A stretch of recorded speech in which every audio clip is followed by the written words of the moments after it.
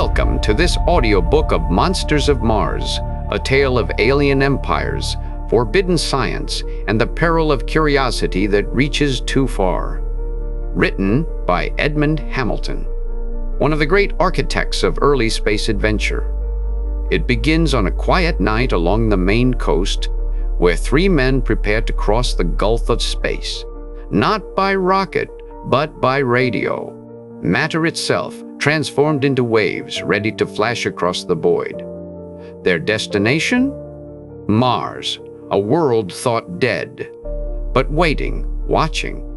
Its dying deserts ruled by reptilian masters and jungles that crawl with ancient life.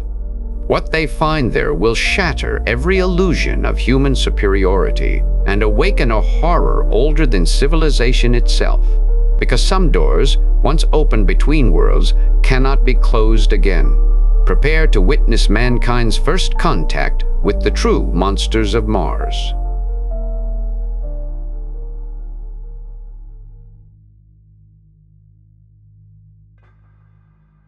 Alan Randall stared at the man before him. "And that's why you sent for me, Milton?" he finally asked. There was a moment's silence in which Randall's eyes moved as though uncomprehendingly from the face of Milton to those of the two men beside him. The four sat together at the end of a roughly furnished and electric-lit living room, and in that momentary silence there came into them from the outside night the distant pounding of the Atlantic upon the beach. It was Randall who first spoke again. The other's face was unsmiling.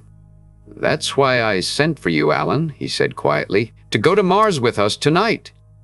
"To Mars," he repeated. "Have you gone crazy, Milton, or is this some joke you put up with Lanier and Nelson here?" Milton shook his head gravely. "It is not a joke, Alan. Lanier and I are actually going to flash out over the Gulf to the planet Mars tonight. Nelson must stay here, and since we wanted three to go, I wired you as the most likely of my friends to make the venture." "But good God," Randall exploded, rising. "You, Milton, as a physicist, ought to know better. Spaceships and projectiles and all that are but fictionist dreams." "We are not going in either spaceship or projectile," said Milton calmly. And then, as he saw his friend's bewilderment, he rose and led the way to a door at the room's end, the other three following him into the room beyond. It was a long laboratory of unusual size in which Randall found himself, one in which every variety of physical and electrical apparatus seemed represented. Three huge dynamo motor arrangements took up the room's far end, and from them a tangle of wiring led through square black condensers and transformers to a battery of great tubes. Most remarkable, though, was the object at the room's center. It was like a great double cube of dull metal, being in effect two metal cubes each 12 feet square, supported a few feet above the floor by insulated standards. One side of each cube was open, exposing the hollow interiors of the two cubical chambers. Other wiring led from the big electronic tubes and from the dynamos to the sides of the two cubes. The four men gazed at the enigmatic thing for a time in silence. Milton's strong, capable face showed only in its steady eyes what feelings were his, but Lanier's younger countenance was alight with excitement, and so too, to some degree, was that of Nelson. Randall simply stared at the thing until Milton nodded toward it. "That," he said, "is what will flash us out to Mars tonight." Randall could only turn his stare upon the other, and Lanier chuckled. "Can't take it in yet, Randall." "Well, neither could I when the idea was first sprung on us." Milton nodded to seats behind them, and as the half-dazed Randall sank into one, the physicist faced him earnestly. "Randall, there isn't much time now, but I am going to tell you what I have been doing in the last 2 years on this God-forsaken Maine coast. I have been for those 2 years in unbroken communication by radio with beings on the planet Mars. It was when I still held my physics professorship back at the university that I got first onto the track of the thing. I was studying the variation of static vibrations, and in so doing caught steady signals, not static at an unprecedentedly high wavelength. They were dots and dashes of varying length in an entirely unintelligible code, the same arrangement of them being sent out apparently every few hours. I began to study them and soon ascertained that they could be sent out by no station on Earth. The signals seemed to be growing louder each day, and it suddenly occurred to me that Mars was approaching opposition with Earth. I was startled and kept careful watch. On the day that Mars was closest, the signals were loudest. Thereafter, as the red planet receded, they grew weaker. The signals were from some being or beings on Mars. At first I was going to give the news to the world, but saw in time that I could not. There was not sufficient proof, and a premature statement would only wreck my own scientific reputation. So I decided to study the signals farther until I had irrefutable proof, and to answer them if possible. I came up here and had this place built, and the aerial towers and other equipment I wanted set up. Lanier and Nelson came with me from the university, and we began our work. Our chief object was to answer those signals, but it proved heartbreaking work at first. We could not produce a radio wave of great enough length to pierce out through Earth's insulating layer and across the Gulf to Mars. We used all the power of our great windmill dynamo hookups, but for long could not make it. Every few hours, like clockwork, the Martian signals came through. Then at last, we heard them repeating one of our own signals. We had been heard. For a time, we hardly left our instruments. We began the slow and almost impossible work of establishing intelligent communication with the Martians. It was with numbers we began. Earth is the third planet from the Sun, and Mars the fourth, so 3 represented Earth and 4 stood for Mars. Slowly, we felt our way to an exchange of ideas, and within months were in steady and intelligent communication with them. They asked us first concerning Earth, its climates and seas and continents, and concerning ourselves, our races and mechanisms and weapons. Much information we flashed out to them, the language of our communication being English, the elements of which they had learned, with a mixture of numbers and symbolical dot-dash signals. We were as eager to learn about them. They were somewhat reticent, we found, concerning their planet and themselves. They admitted that their world was a dying one, and that their great canals were to make life possible on it, and also admitted that they were different in bodily form from ourselves. They told us finally that communication like this was too ineffective to give us a clear picture of their world, or vice versa. If we could visit Mars, and then they visit Earth, both worlds would benefit by the knowledge of the other. It seemed impossible to me, though I was eager enough for it. But the Martians said that while spaceships and the like were impossible, there was a way by which living beings could flash from Earth to Mars and back by radio waves, even as our signals flashed. Randall broke in amazement. "By radio!" he exclaimed, and Milton nodded. "Yes," so they said.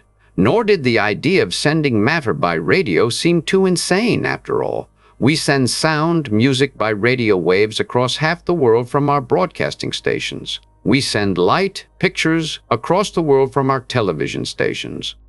We do that by changing the wavelength of the light vibrations to make them radio vibrations, flashing them out thus over the world, to receivers which alter their wavelengths again and change them back into light vibrations. Why then could not matter be sent in the same way? Matter, it has been long believed, is but another vibration of the ether, like light and radiant heat, and radio vibrations and the like, having a lower wavelength than any of the others. Suppose we take matter, and by applying electrical force to it, change its wavelength, step it up to the wavelength of radio vibrations. Then those vibrations can be flashed forth from the sending station to a special receiver that will step them down again from radio vibrations to matter vibrations. Thus, matter, living or non-living, could be flashed tremendous distances in a second. This, the Martians told us, and said they would set up a matter transmitter and receiver on Mars and would aid and instruct us so that we could set up a similar transmitter and receiver here. Then part of us could be flashed out to Mars as radio vibrations by the transmitter, and in moments would have flashed across the gulf to the red planet and would be transformed back from radio vibrations to matter vibrations by the receiver awaiting us there. Naturally, we agreed enthusiastically to build such a matter transmitter and receiver, and then, with their instructions signaled to us constantly, started the work. Weeks it took, but at last, only yesterday, we finished it. The thing's two cubical chambers are one for the transmitting of matter and the other for its reception. At a time agreed on yesterday, we tested the thing, placing a guinea pig in the transmitting chamber and turning on the actuating force. Instantly, the animal vanished, and in moments came a signal from the Martians saying that they had received it unharmed in their receiving chamber. Then we tested it the other way, they sending the same guinea pig to us, and in moments it flashed into being in our receiving chamber. Of course, the step-down force in the receiving chamber had to be in operation, since had it not been at that moment, the radio vibrations of the animal would have simply flashed on endlessly in endless space. And the same would happen to any of us, were we flashed forth and no receiving chamber turned on to receive us. We signaled the Martians that all tests were satisfactory and told them that on the next night at exactly midnight by our time, we would flash out ourselves on our first visit to them. They have promised to have their receiving chamber operating to receive us at that moment, of course, and it is my plan to stay there 24 hours, gathering ample proofs of our visit and then flash back to Earth. Nelson must stay here not only to flash us forth tonight, but above all to have the receiving chamber operating to receive us at the destined moment 24 hours later. The force required to operate it is too great to use for more than a few minutes at a time, so it is necessary above all that that force be turned on and the receiving chamber ready for us at the moment we flash back. And since Nelson must stay, and Lanier and I wanted another, we wired you, Randall, in the hope that you would want to go with us on this venture. And do you?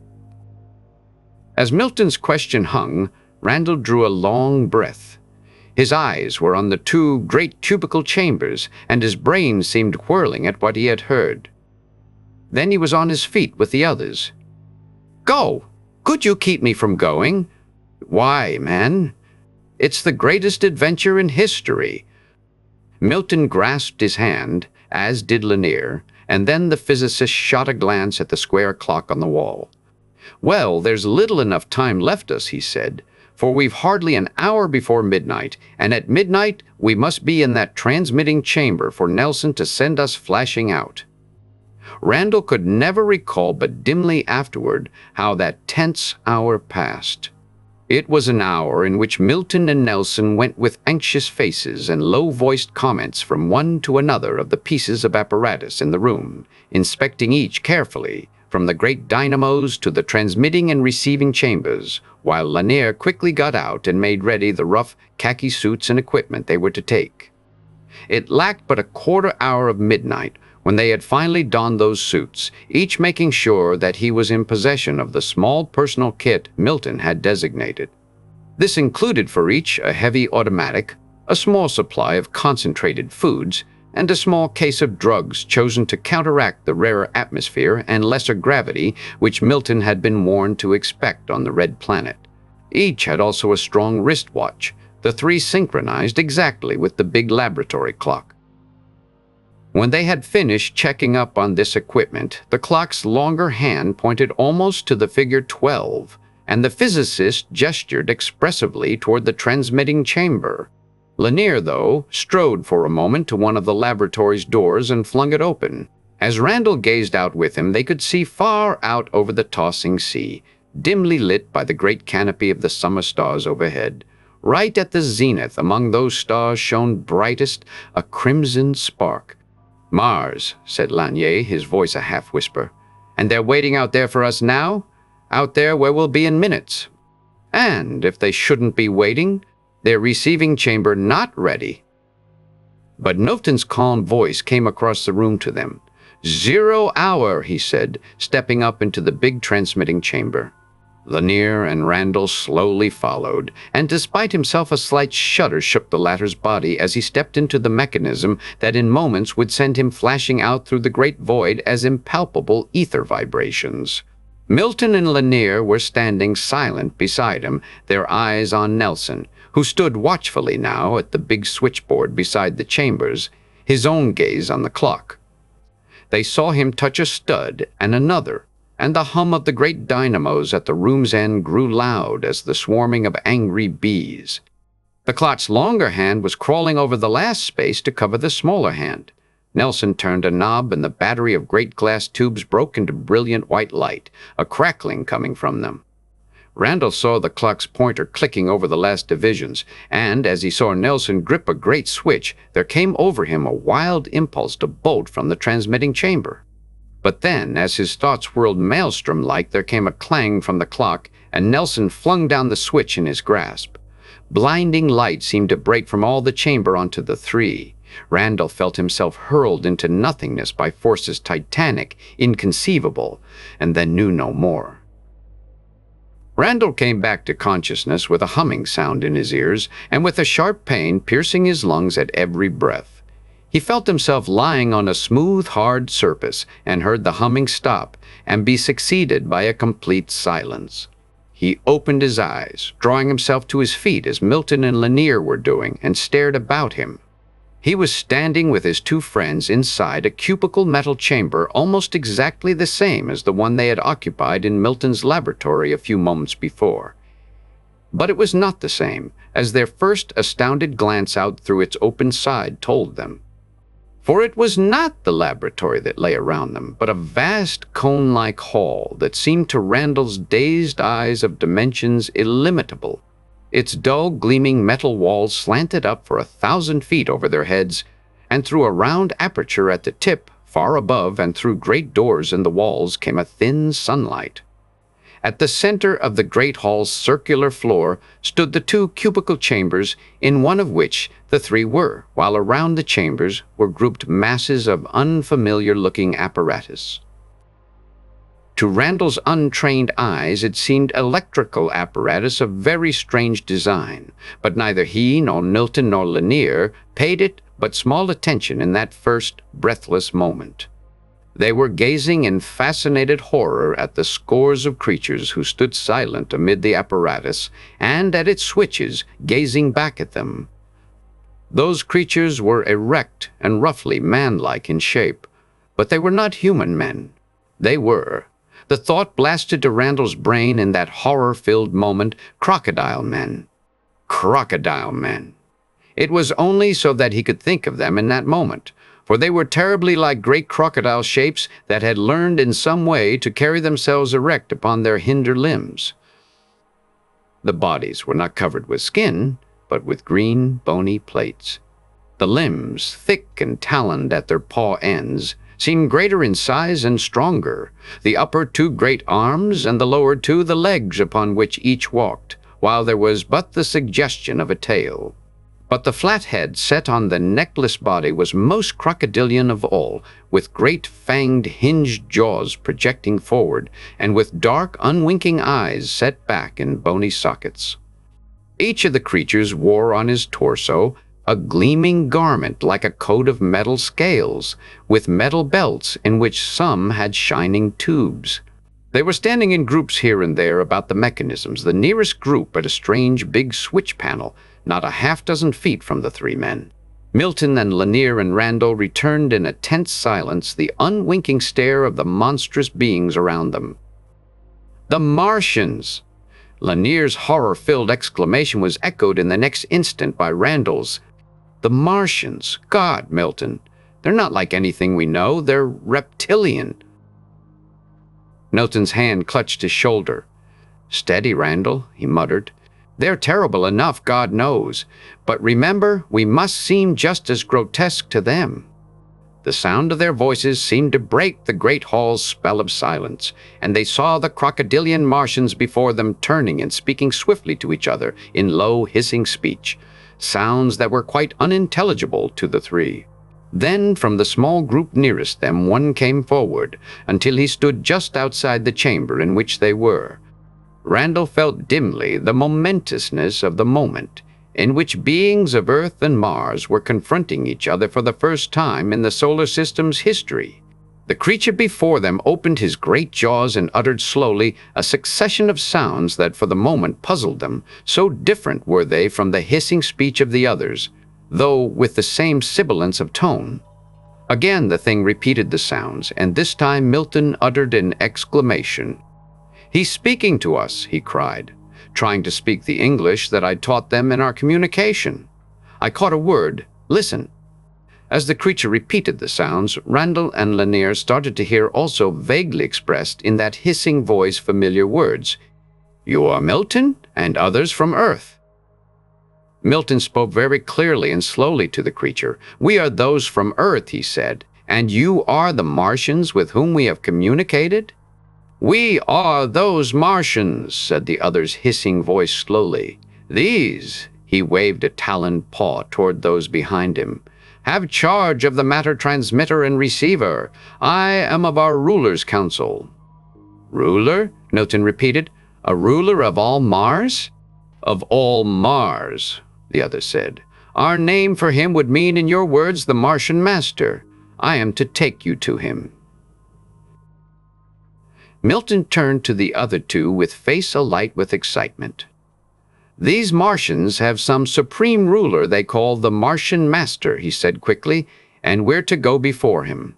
As the first visitors from Earth, we're of immense importance here." As he spoke, the Martian official before them had uttered a hissing call, and in answer to it a long shape of shining metal raced into the vast hall and halted beside them.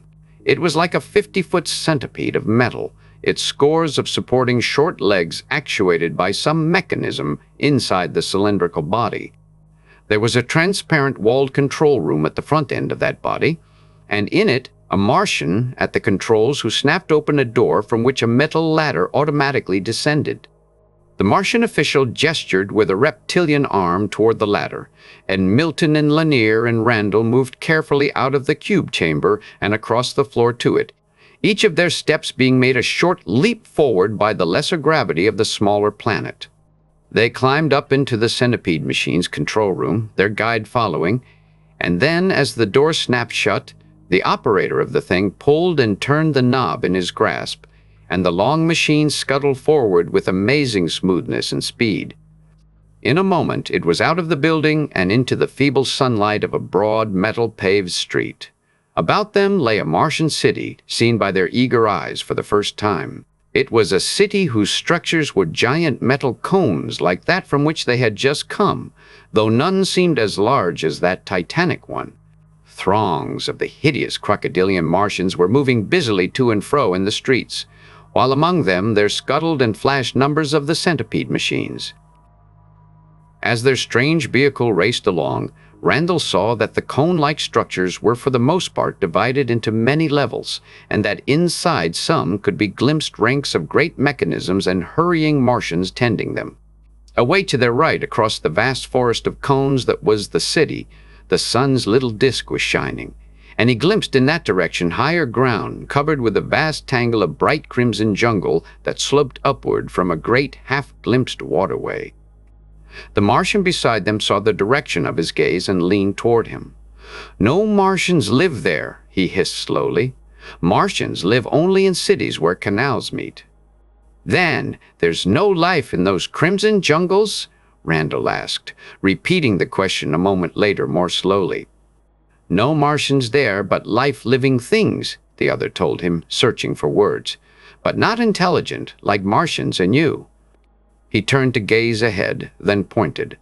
"The Martian Master's cone," he hissed. The three saw that at the end of the broad metal street down which their vehicle was racing there loomed another titanic cone structure, fully as large as the mighty one in which they first found themselves. As the centipede machine swept up to its great door opening and halted, they descended to the metal paving and then followed their reptilian guide through the opening. They found themselves in a great hall in which scores of the Martians were coming and going. At the hall's end stood a row of what seemed guards, Martians grasping shining tubes, such as they had already glimpsed. These gave way to allow their passage when their conductor uttered a hissing order, and then they were moving down a shorter hall at whose end also were guards. As these sprang aside before them, a great door of massive metal they guarded moved softly upward, disclosing a mighty circular hall or room inside. Their crocodilian guide turned to them. "The Hall of the Martian Master," he hissed. They passed inside with him. The great hall seemed to extend upward to the giant cone's tip, thin light coming down from an opening there. Upon the dull metal of its looming walls were running friezes of lighter metal, grotesque representations of reptilian shapes that they could but vaguely glimpse. Around the walls stood rank after rank of guards. At the hall's center was a low dais, and in a semicircle around and behind it stood a half-hundred great crocodilian shapes. Randall guessed even at the moment that they were the council of which their conductor had named himself a member. But like Milton and Lanier, he had eyes in that first moment only for the dais itself, for on it was the Martian Master.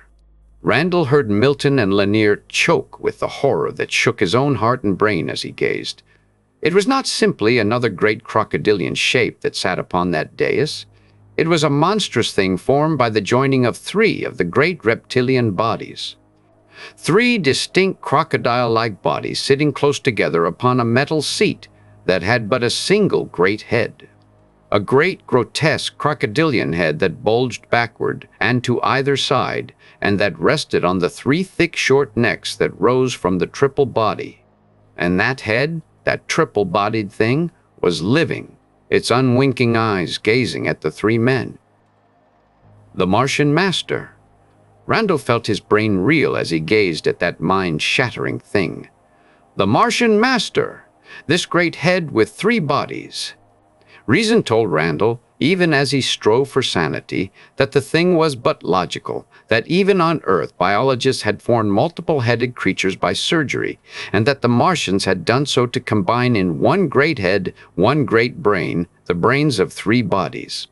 Reason told him that the great triple brain inside that bulging head needed the bloodstreams of all three bodies to nourish it, must be a giant intellect indeed, one fitted to be the supreme Martian Master. But reason could not overcome the horror that choked him as he gazed at the awful thing. A hissing voice sounding before him made him aware that the Martian Master was speaking. "You are the Earth beings with whom we communicated, and whom we instructed to build a matter transmitter and receiver on Earth," the slow voice asked. "You have come safely to Mars by means of that station." "We have come safely." Milton's voice was shaken, and he could find no other words. "That is well. Long had we desired to have such a station built on Earth, since with it there to flash back and forth between the two worlds is easy. You have come, then, to learn of this world, and to take back what you learned to your races?" "That is why we came," Milton said more steadily. "We want to stay only hours on this first visit, and then flash back to Earth as we came." The head's awful eyes seemed to consider them. "But when do you intend to go back?" its strange voice asked. "Unless the one at your Earth station has its receiver operating at the right moment, you will simply flash on endlessly as radio waves will be annihilated." Milton found the courage to smile. "We started from Earth at our midnight exactly, and at midnight, exactly 24 Earth hours later, we are to flash back and the receiver will be awaiting us." There was silence when he had said that, a silence that seemed to Randall's strained mind to have become suddenly tense, sinister. The great triple-bodied creature before them considered them again, its eyes moving over them, and when it again spoke, the hissing words came very slowly. 24 Earth hours, it said, and then your receiver on Earth will be awaiting you. That time we can measure to the moment, and that is well. For it is not you three Earth beings who will flash back to Earth when that moment comes. It will be Martians, the first of our Martian masses, who have waited for ages for that moment and who will begin then our conquest of the Earths. Yes, Earth beings, our great plan comes to its end now at last. At last! Age on age, prisoned on this dying, arid world, we have desired the Earth, that by right of power shall be ours, have sought for ages to communicate with its beings. You finally heard us, you hearkened to us. You built the matter transmitting and receiving station on Earth that was the one thing needed for our plan. For when the matter receiver of that station is turned on in 24 of your hours and ready to receive matter flashes from here, it will be the first of our millions who will flash at last to Earth. I, the Martian Master, say it.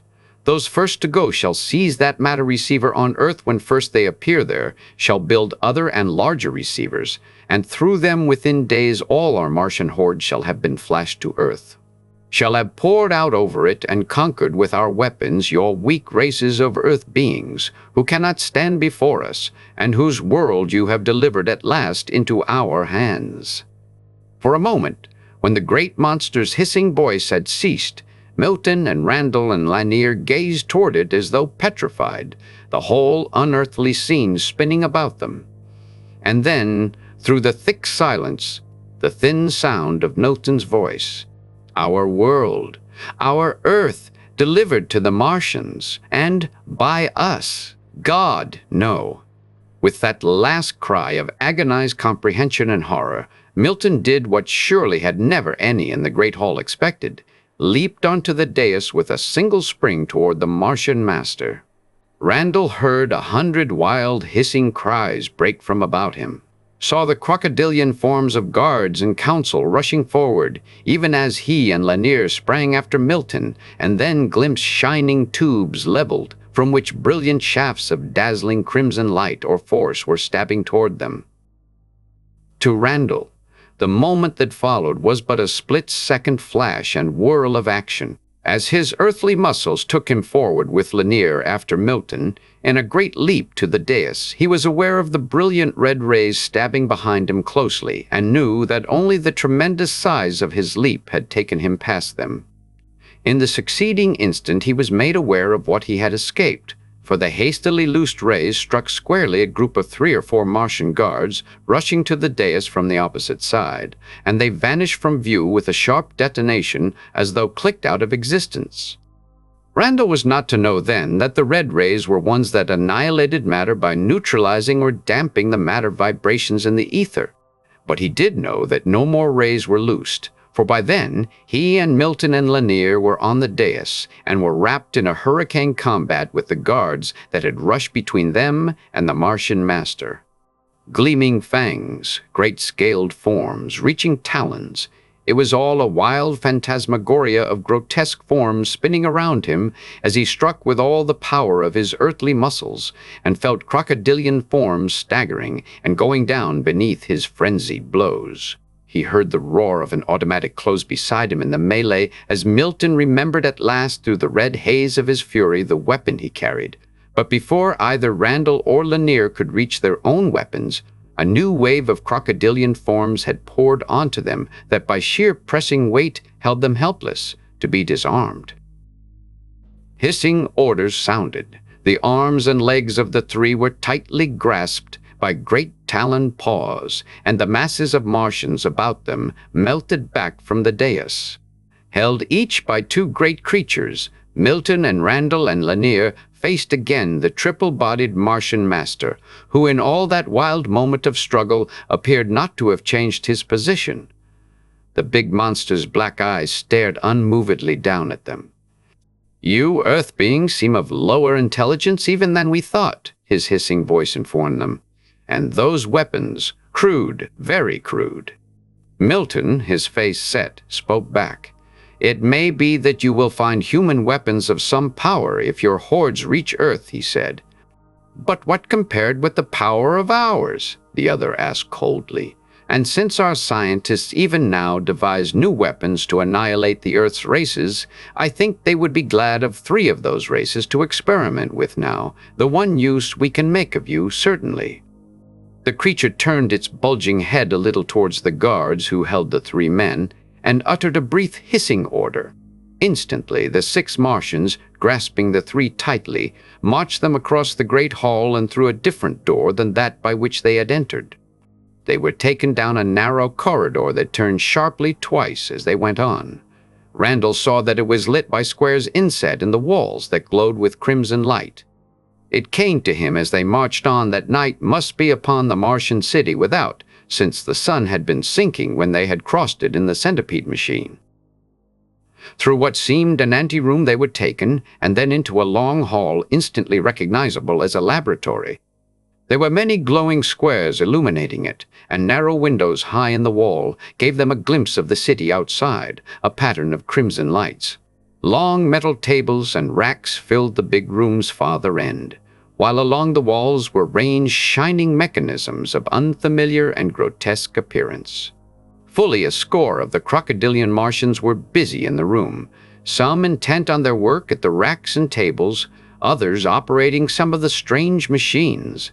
The guards conducted the three to an open space by the wall, below one of the high window openings and between two great cylindrical mechanisms.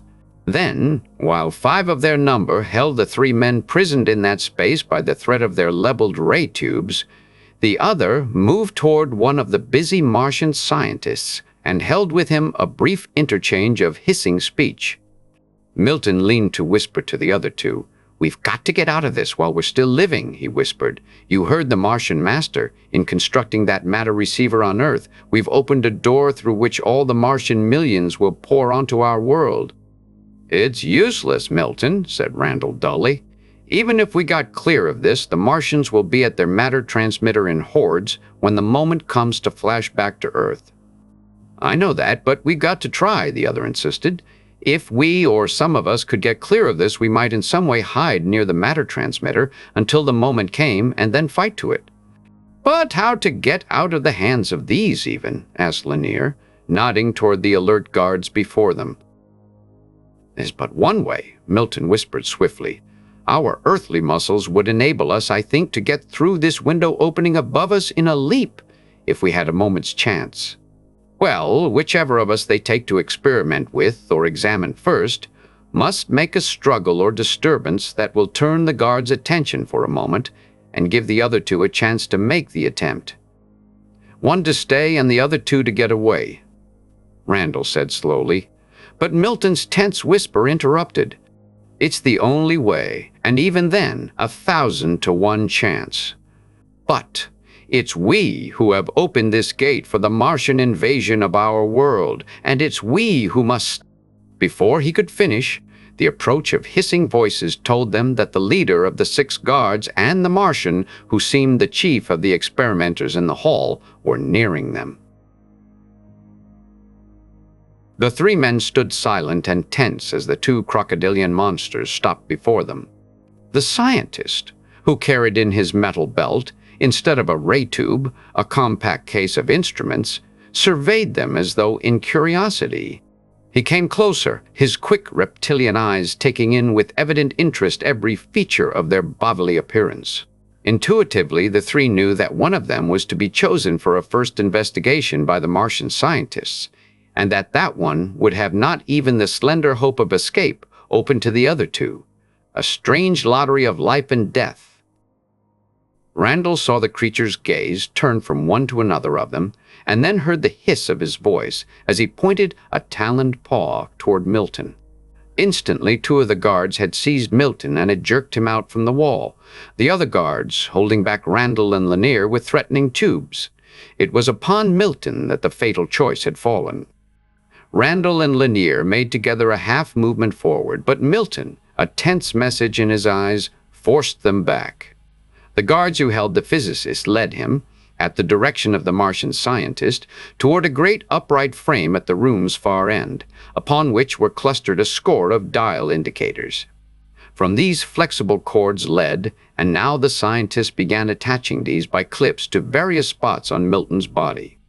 Some mechanical examination of his bodily characteristics were apparently to be made. Milton shot suddenly a glance at the 2 by the wall, and his head nodded in an almost imperceptible signal. The muscles of Lanier and Randall tensed. Then abruptly Milton seemed to go mad. He shouted aloud in a terrible voice, and at the same moment tore from him the cords just attached, his fist striking out, then at the amazed Martians around him. As they leaped back from that sudden explosion of activity and sound on Milton's part, the guards before Randall and Lanier whirled instinctively for an instant toward it. And in that instant, the 2 had leaped. It was upward they leaped with all the force of their earthly muscles toward the big window opening a half-dozen feet in the wall above them. Like released steel springs, they sat up, and Randall heard the thump of their feet as they struck the opening sill, heard wild cries suddenly coming from beneath them as the guards turned back toward them. Crimson rays clove up like light toward them, but the instant surprise had been enough, and in it they had leaped on and through the opening into the outside night. As they shot downward and struck the metal paving outside, Randall heard a wild babble of cries from inside. A moment, he and Lanier gazed frenziedly around them, then were running with great leaps along the base of the building from which they had just escaped. In the darkness of night, the Martian city stretched away to their right, its massive dark cone structures outlined by points of glowing ruddy light here and there upon them. Beside the city's metal streets were illuminated by the brilliant field of stars overhead and by the soft light of the two moons, one much larger than the other, that moved among those stars. Along the street, crocodilian Martians were coming and going still, though in small numbers, there being but few in sight in the dim-lit street's length. Lanier pointed ahead as they leaped onward. "Straight onward, Randall," he jerked. "There seem fewer of the Martians this way." "But the great cone of the matter station is the other way," Randall exclaimed. "We can't risk making for it now," cried the other. "We've got to keep clear of them until the alarm is over. Hear them now?" For even as they leaped forward, a rising clamor of hissing cries and rush of feet was coming from behind, as scores of Martians poured out into the darkness from the great cone building. The two fugitives had passed by then from the shadow of the mighty structure, and as they ran along the broad metal street toward the shadow of the next cone, through the light of the moons above, they heard higher cries and then glimpsed narrow shafts of crimson force cleaving the night around them. Randall, as the deadly rays drove past him, heard the low detonating sound made by their destruction of the air in their path and the inrush of new air. But in the misty and uncertain moonlight, the rays could not be loosed accurately, and before they could be swept sidewise to annihilate the two fleeing men, they had gained, with a last great leap, the shadow of the next building. On they ran, the clatter of the Martian pursuit growing more noisy behind them. Randall heard Lanier gasping with each great leap, and felt himself at every breath, a knife of pain stabbing through his lungs, the rarefied atmosphere of the red planet taking its toll. Again from the darkness behind them the crimson rays clove, but this time were wide of their mark. With every moment the clamor of pursuit seemed growing louder, the alarms spreading out over the Martian city and arousing it.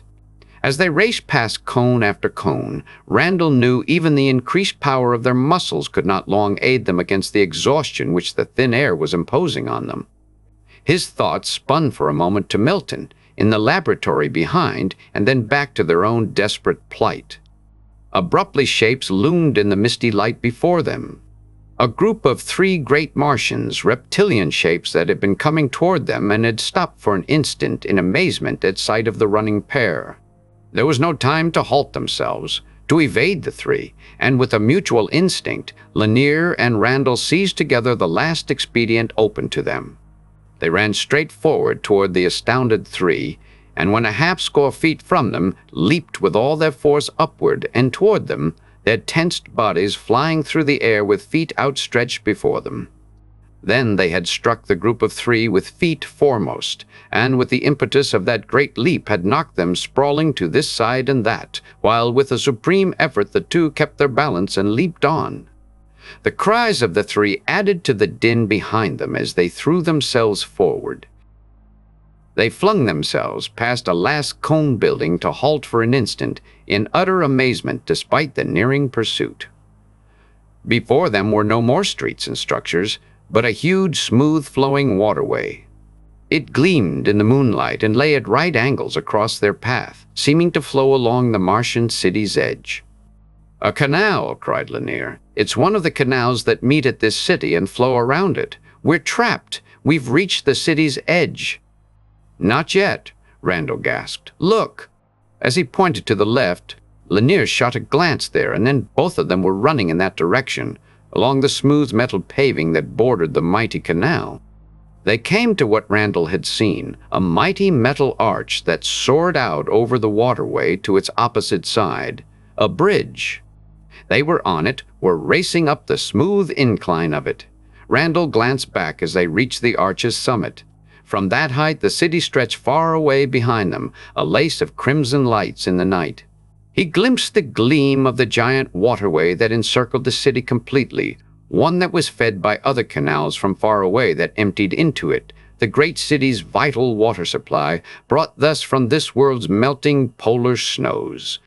There were moving lights behind now, too, pouring out onto the metal paving by the waterway, moving to and fro as though in confusion, with a babel of hissing cries. It was not until Randall and Lanier were running down the descending incline of the great arched bridge, though, that the lights and shouts of their pursuers began to move up on that bridge after them. Running off the bridge's smooth way, the two found themselves stumbling on through the darkness over more metal paving, and then over soft ground. There were no lights or buildings or sounds of any sort on this farther side of the great waterway. A tall, dark wall seemed suddenly to loom up out of the darkness some distance ahead of the two.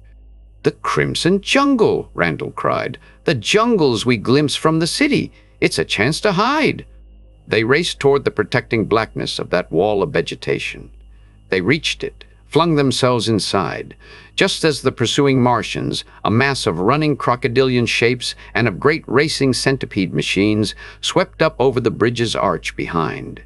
A moment the two halted in the thick vegetation's shelter, gasping for breath, then were moving forward through the jungle's denser darkness. Thick about them and far above them towered the masses of strange trees and plant life through which they made their way. Randall could see but dimly the nature of these plant forms, but could make out that they were grotesque and unearthly in appearance, all leafless, and with masses of thin tendrils branching from them instead of leaves. He realized that it was only beside the arid planet's great canals that this profusion of plant life had sufficient moisture for existence, and that it was the broad bands of jungle bordering the canals that had made the latter visible to Earth's astronomers. Lanier and he halted for a moment to listen. The thick jungle about them seemed quite silent, but from behind there came through it a vague tumult of hissing calls, and then, as they glimpsed red flashes far behind, they heard the crashing of great masses of the leafless trees. "The rays," whispered Lanier. "They're beating through the jungle with them and the centipede machines after us." They paused no more, but pushed on through the thick growths with renewed urgency. Now and then, as they passed through small clearings, Randall glimpsed overhead the fast-moving nearer moon and slower sailing, farther moon of Mars, moving across the steady stars. In some of these clearings they saw, too, strange great openings burrowed in the ground as though by some strange animal. The crashing clamor of the Martians beating the jungle behind was coming close, ever closer, and as they came to still another misty-lit clearing, Lanier paused with face white and tense. "They're closing in on us," he said. "They're hunting us down by beating the jungle with those centipede machines, and even if we escape them, we're getting farther from the city and the matter station each moment." Randall's eyes roved desperately around the clearing, and then, as they fell on a group of the great burrowed openings that seemed present everywhere about them, he uttered an exclamation. "These holes! We can hide in one until they've passed over us and then steal back to the city." Lanier's eyes lit. "It's a chance!" They sprang toward the openings. They were each of some 4 feet diameter, extending indefinitely downward as though the mouths of tunnels. In a moment, Randall was lowering himself into one, Lanier after him. The tunnel in which they were, they found, curved to one side a few feet below the surface. They crawled down this curve until they were out of sight of the opening above. They crouched silent, then listening. There came down to them the dull, distant clamor of the centipede machines crashing through the jungle, cutting away with rays, their clamor growing ever louder. Then Randall, who was lowest in the tunnel, turned suddenly as there came to him a strange rustling sound from beneath him. It was as though some crawling or creeping thing was moving in the tunnel below them. He grasped the arm of Lanier, beside and a little above him, to warn him. but the words he was about to whisper never were uttered. For at this moment a big, shapeless, living thing seemed to flash up toward them through the darkness from beneath. Cold, rope-like tentacles gripped both tightly, and then in an instant they were being dragged irresistibly down into the lightless tunnel's depths. As they were pulled swiftly downward into the tunnel by the tentacles that grasped them, an involuntary cry of horror came from Randall and Lanier alike. They twisted frantically in the cold grip that held them, but found it of the quality of steel. And as Randall twisted in it to strike frantically down through the darkness at whatever thing of horror held them, his clenched fist met but the cold, smooth skin of some big, soft-bodied creature. Down, down, remorselessly they were being drawn farther into the black depths of the tunnel by the great thing crawling down below them. Again and again the two twisted and struck, but could not shake its hold. In sheer exhaustion they ceased to struggle, dragged helplessly farther down. Was it minutes or hours, Randall wondered afterward, of that horrible progress downward that passed before they glimpsed light beneath? A feeble glow, hardly discernible, it was, and as they went lower still, he saw that it was caused by the tunnel passing through a strata of radioactive rock that gave off the faint light. In that light they glimpsed for the first time the horror dragging them downward. It was a huge worm creature, a thing like a giant angleworm, 3 feet or more in thickness and thrice that in length, its great body soft and cold and worm-like. From the end nearest them projected 2 long tentacles with which it had gripped the 2 men and was dragging them down the tunnel after it. Randall glimpsed a mouth aperture in the tentacled end of the worm body also, and 2 scar-like marks above it, placed like eyes, although eyes the monstrous thing had not.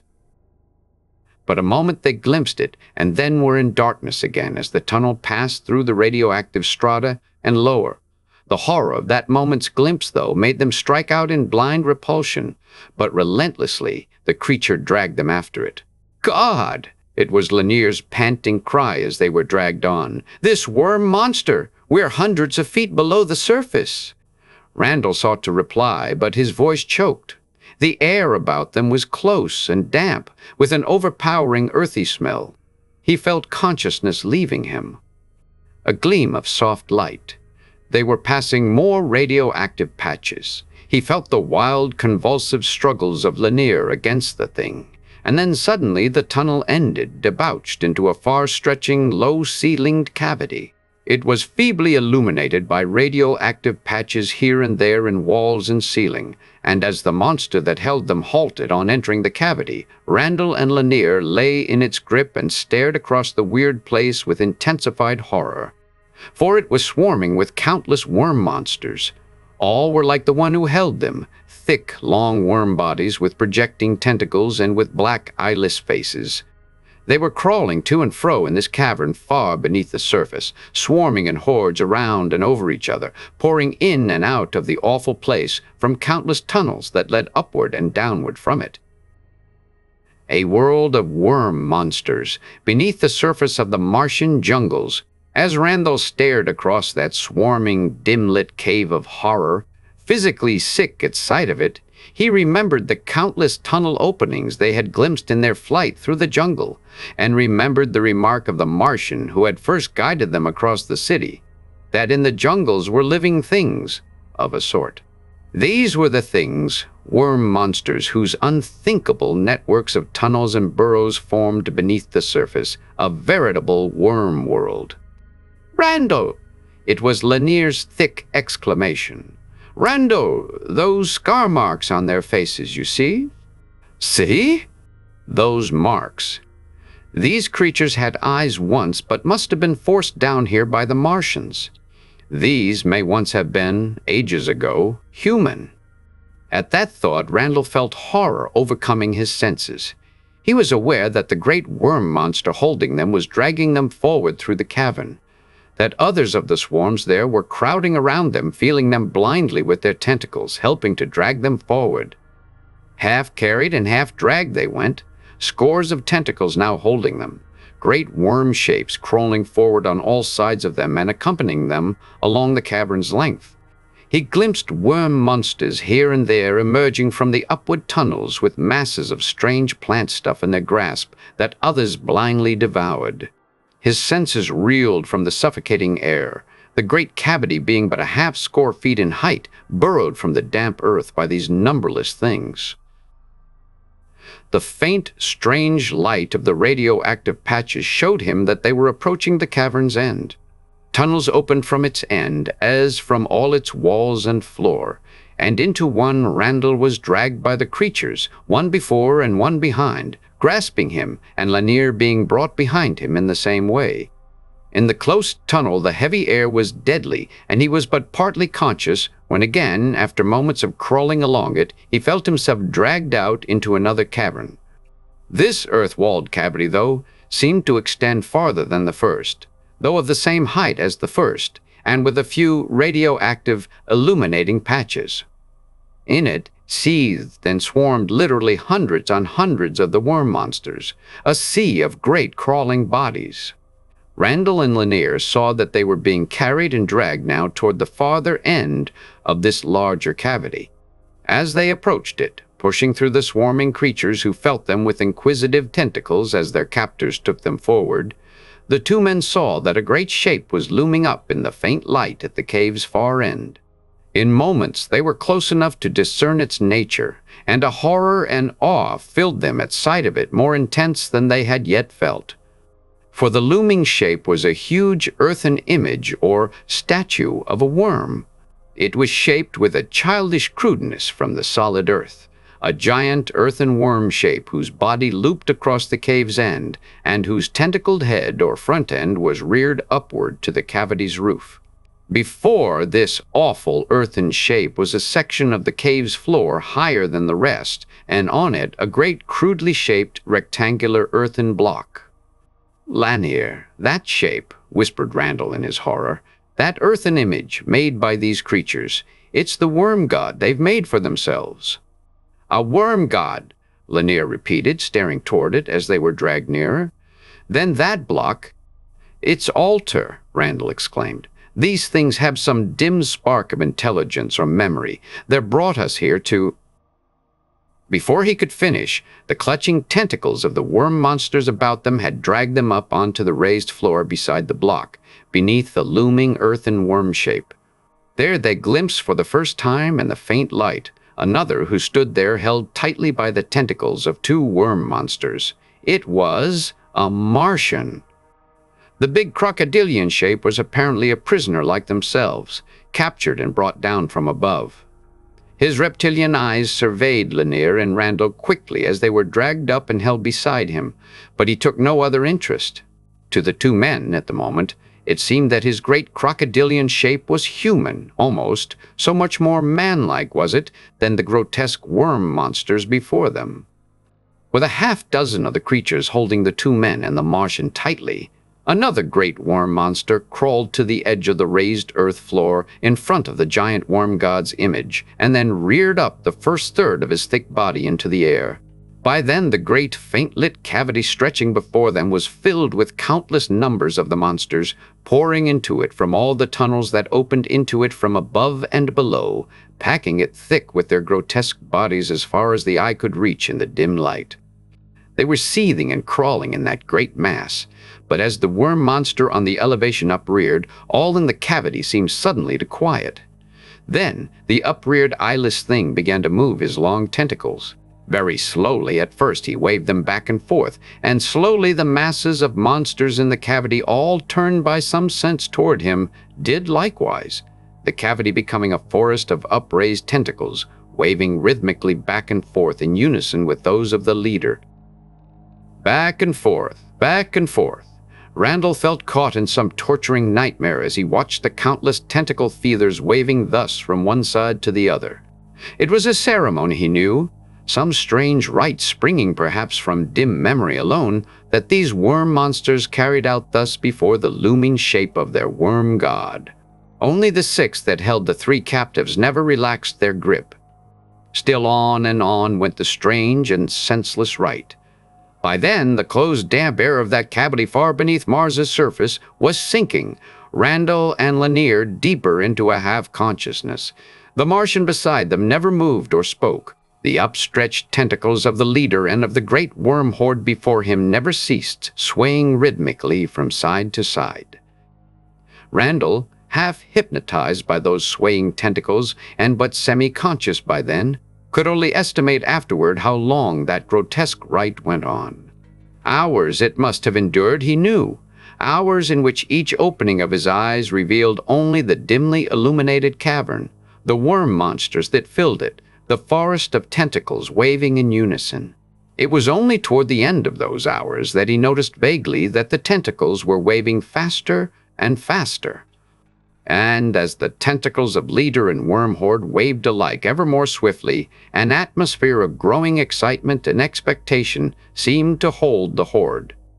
At last, the upstretched feelers were whipping back and forth almost too swiftly for the eye to follow. Then abruptly the worm leader ceased the motion himself, and while the horde before him continued it, turned and crawled to the three captives.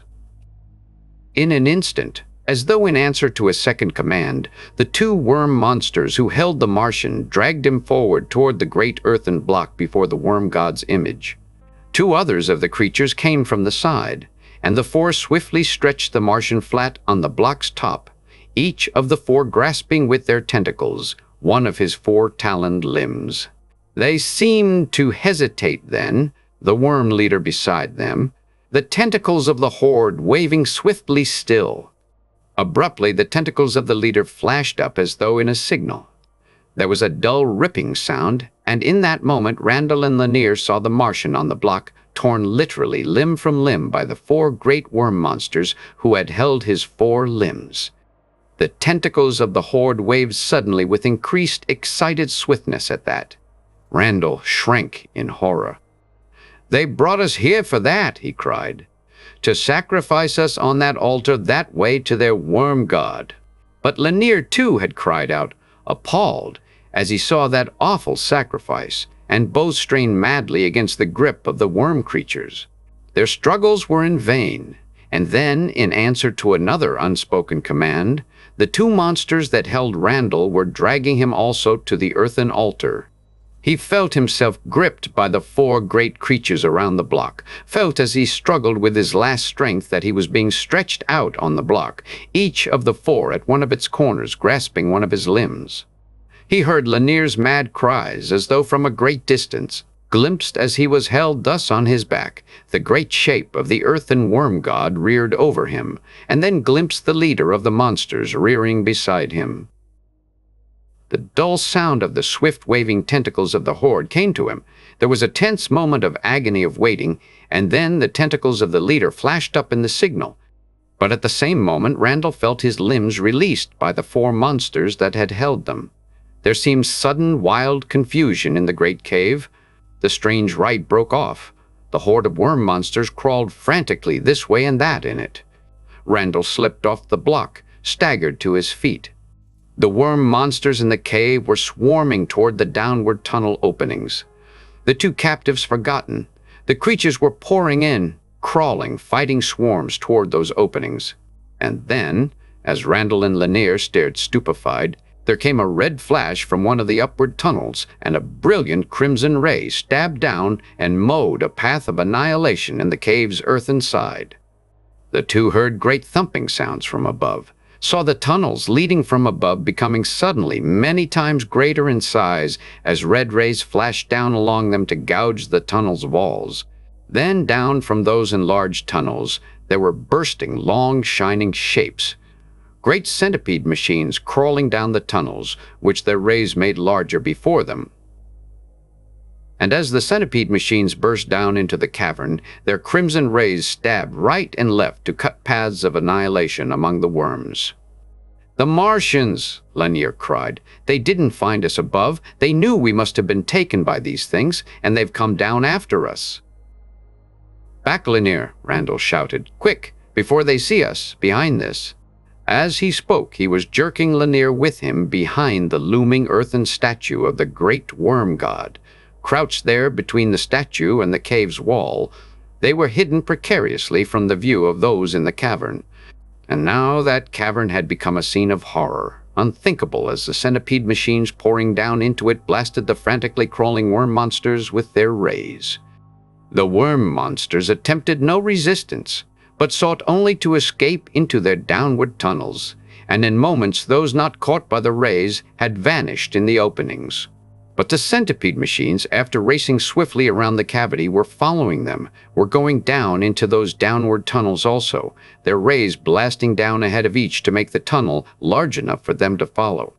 In a moment, all but one had vanished down into the openings, the remaining one having its front or head jammed in one of the openings from the failure of its operator to blast a large enough opening before him.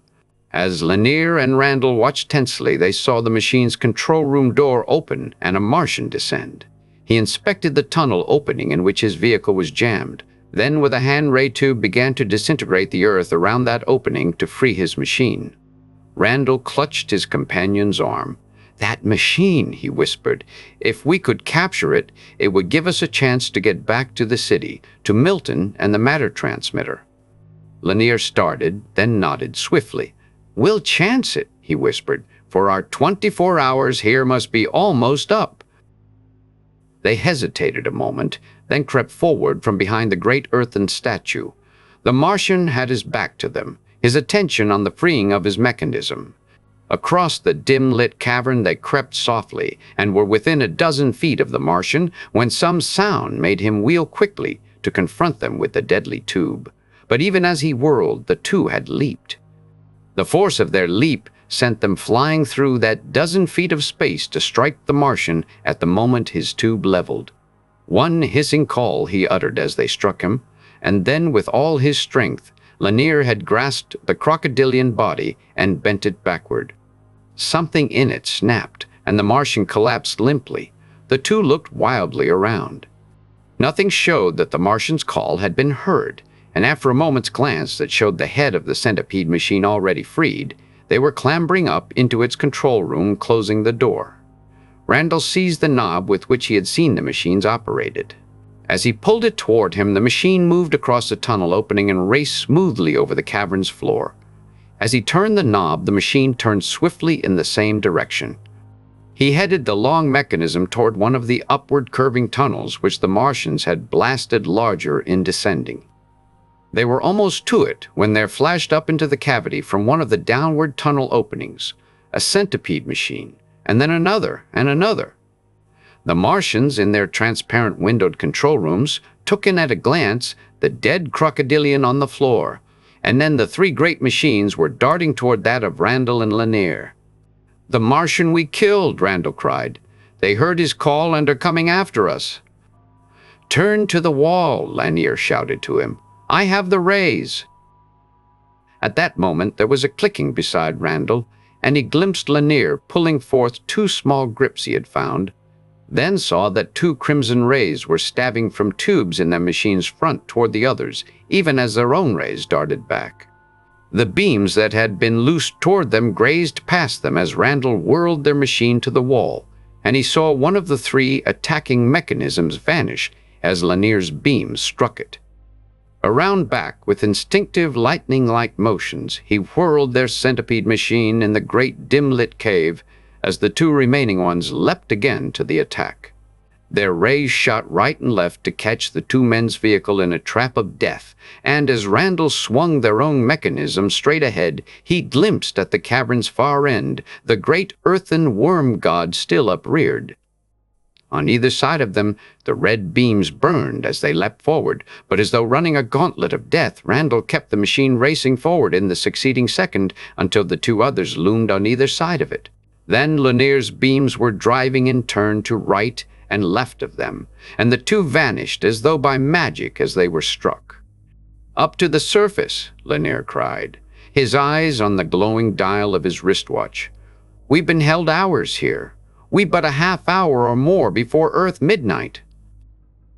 Randall sent their machine racing again toward one of the upward tunnels, and as the long mechanism began to climb smoothly up the darkness, he heard Lanier agonizing beside him.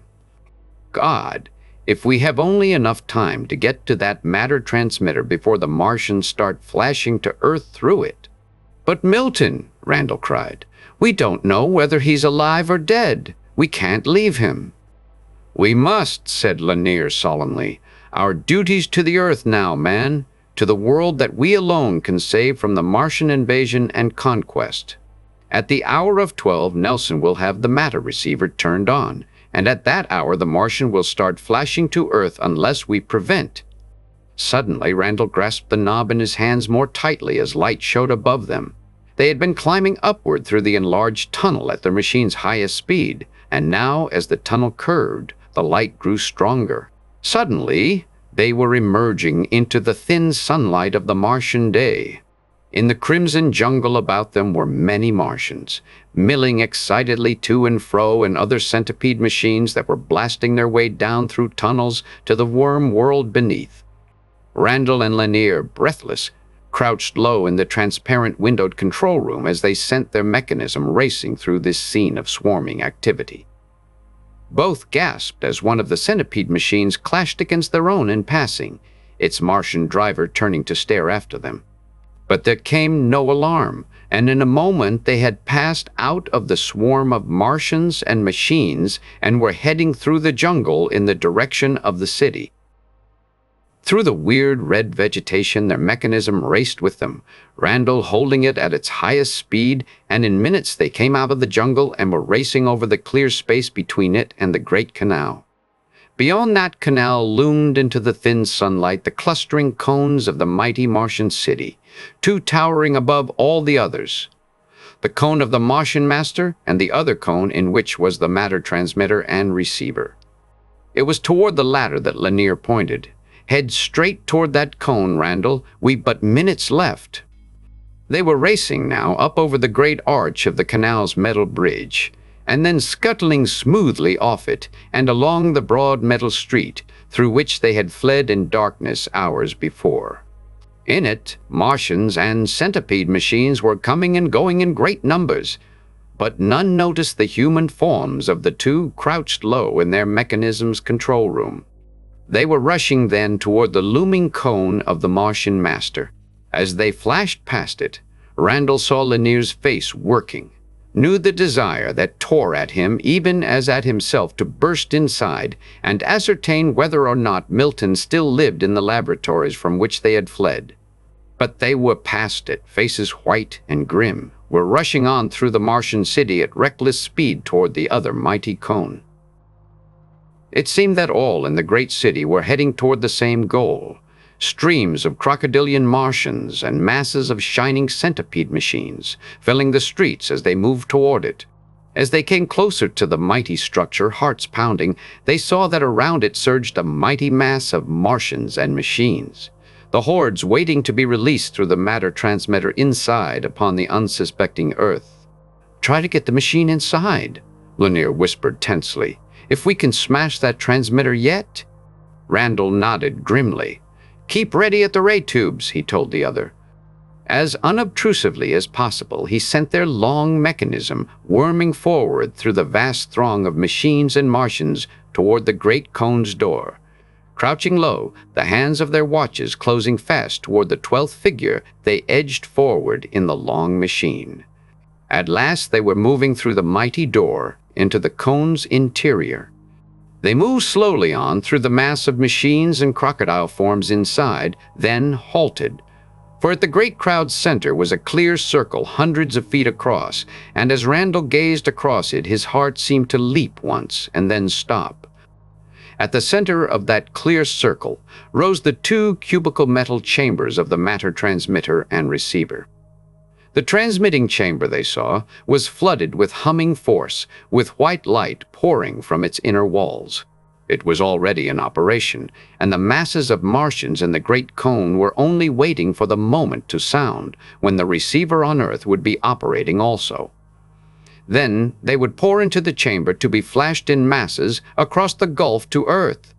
The eyes of all in the cone seemed turned toward an erect dial mechanism beside the chambers, which was clock-like in appearance, and that would mark the moment when the first Martian could enter the transmitting chamber and flash out.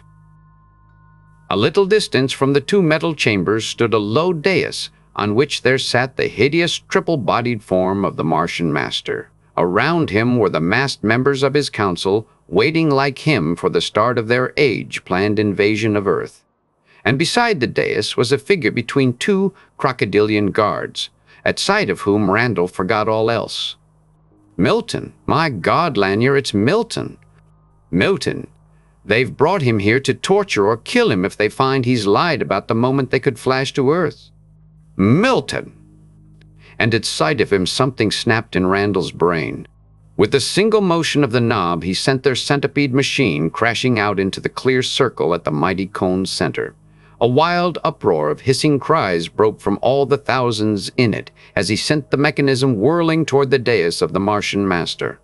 He saw the crocodilian forms there scattering blindly before him, and then, as his rays drove out and spun and stabbed in mad figures of crimson death through the astounded Martian masses, he saw Milton looking up toward them, crying out crazily to them as his two guards loosed him for the moment.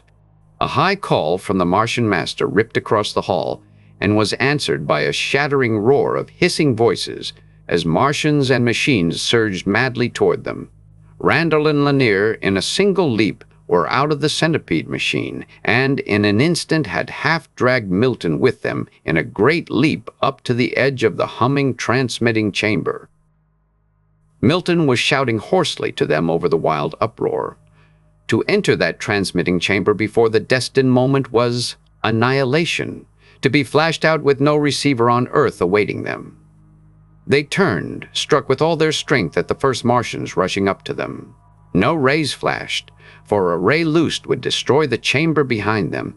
That was the one gate for the Martians to the world they would invade.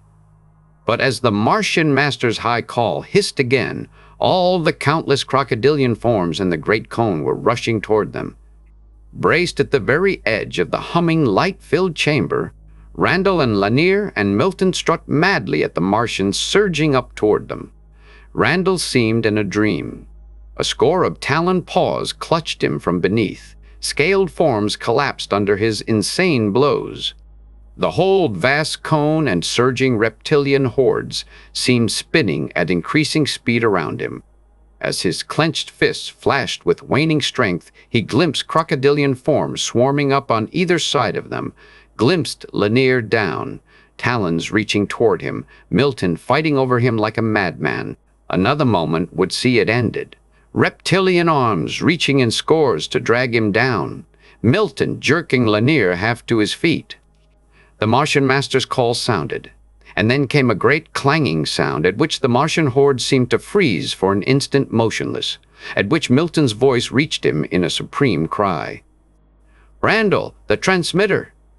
For in that instant Milton was leaping back with Lanier, and as Randall with his last strength threw himself backward with them into the humming transmitting chamber's brilliant light, he heard a last frenzied roar of hissing cries from the Martian hordes about them.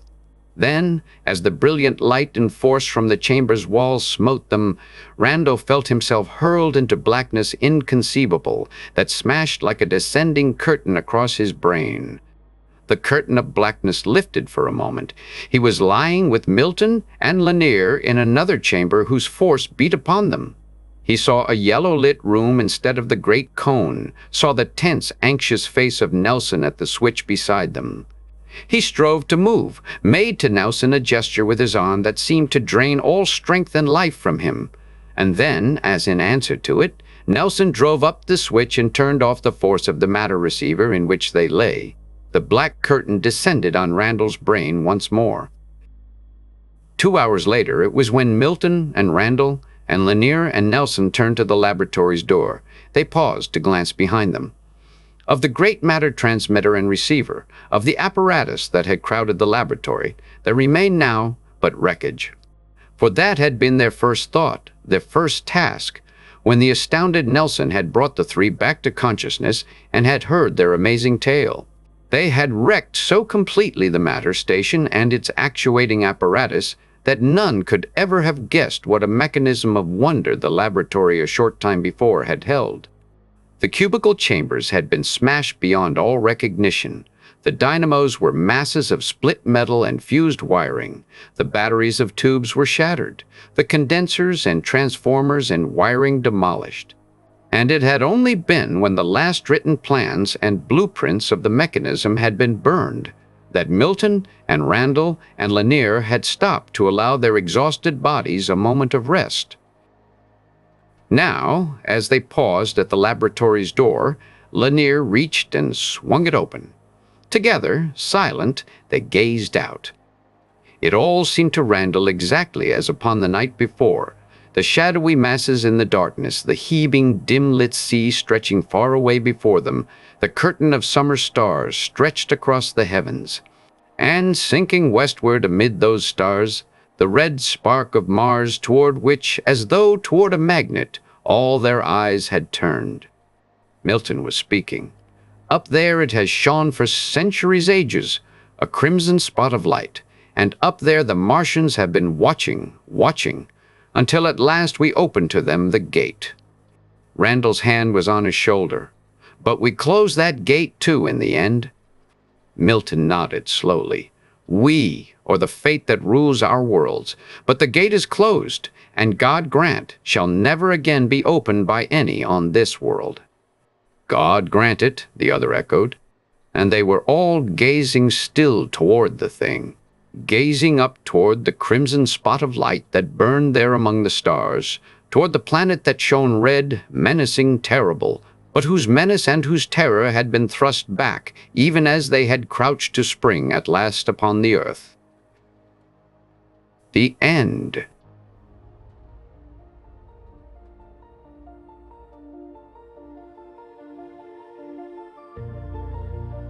Thank you for listening to Monsters of Mars by Edmond Hamilton. We hope you enjoyed this journey into classic science fiction. If you'd like to explore more timeless stories, be sure to visit our channel, where you'll find a wide selection of audiobooks ranging from science fiction to adventure, non-fiction, documentary, and more. If you enjoyed this audiobook, don't forget to like the video, subscribe to the channel, and leave a comment letting us know which stories you'd like to hear next. Your engagement helps us continue to bring classic literature to life for listeners like you. Visit our channel page to discover more great audiobooks that may pique your interest. Thank you again for listening, and we look forward to having you with us on our next adventure.